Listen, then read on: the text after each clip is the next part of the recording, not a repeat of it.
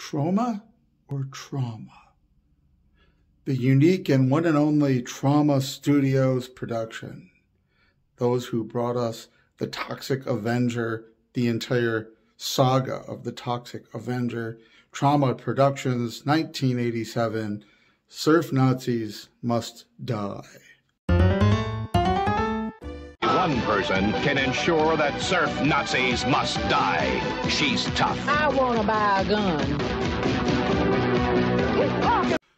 If you've seen any of their work, especially the Toxic Avenger series, then you know what the Troma Productions company is all about.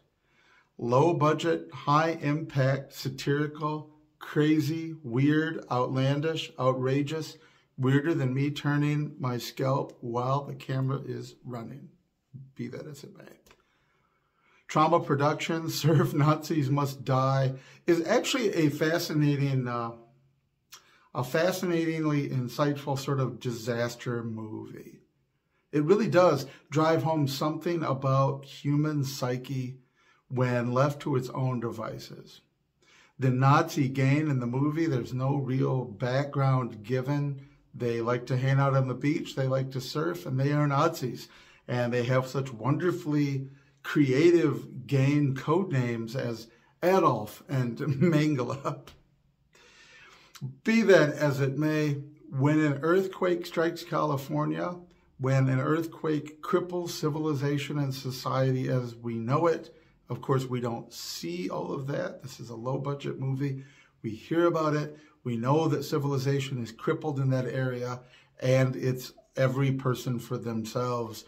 The surf Nazi gang takes over the beach and begins methodically trying to hoard and control resources. In a run-in over a power supply with a black male, they end up killing. We'd already been introduced to his mother, who had gone to a nursing home. Mom's not happy at the nursing home. Mom is definitely not happy when she learns about her son. She gets out of the nursing home. She buys herself a gun. She goes out of her way to tell the guy at the gun store, I don't want a lady's gun. She gets a manly gun, and she proceeds to go down by the beach and track down the surf Nazis. And this large woman guns them all down and delivers a dirty, hairy, Jack Kersey style of justice. It's not going to win any Academy Awards. I don't remember the name of anybody who appeared in it. But if you've seen any of their stuff, you know that this is kind of what they do. It was interesting enough, though, that to focus on the behavior of humans in a crisis. It may seem kind of outrageous that there's a Nazi surfer gang, and it may seem like it's played specifically to be outrageous sounding that they take over the beach after an earthquake.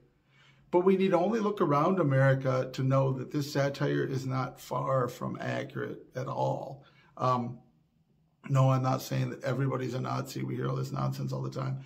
But in places where human beings, where it is every person for themselves and people form up cliques and form up gangs, like look at our prisons, where our prison system is very much gang-oriented and often racially based gang-oriented.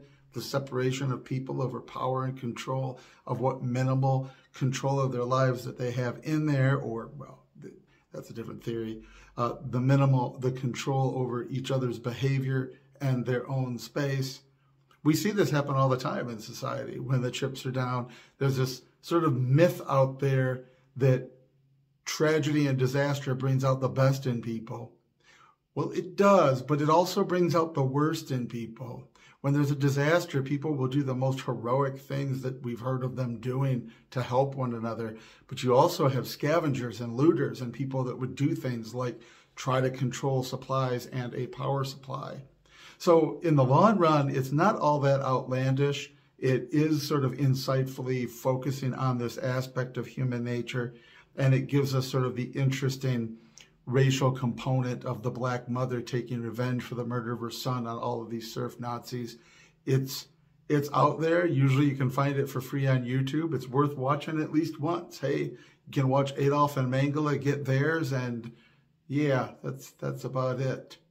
1987, Surf Nazis Must Die. Peace and long life.